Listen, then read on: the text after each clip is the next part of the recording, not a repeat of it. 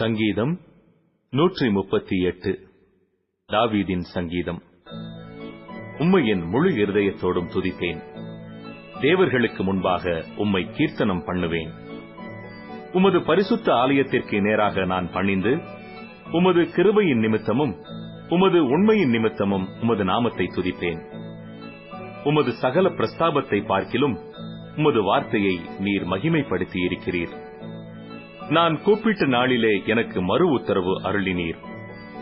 என் ஆத்துமாவிலே பலன் தந்து என்னை தைரியப்படுத்தினீர். கர்த்தாவே, பூமியின் ராஜாக்கள் எல்லாரும் உமது வாயின் வார்த்தைகளை கேட்கும்போது உம்மை துதிப்பார்கள். கர்த்தரின் மகிமை பெரிதாயிருப்பதினால் அவர்கள் கர்த்தரின் வழிகளை பாடுவார்கள்.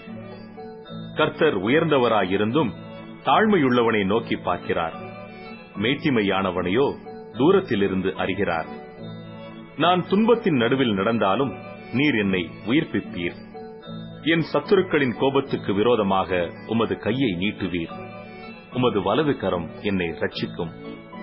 கர்த்தர் எனக்காக யாவையும் செய்து முடிப்பார். கர்த்தாவே, உமது கிருபை இன்றும் உள்ளது. உமது கரத்தின் கிரியைகளை நெகிழ விடாதிருப்பீராக.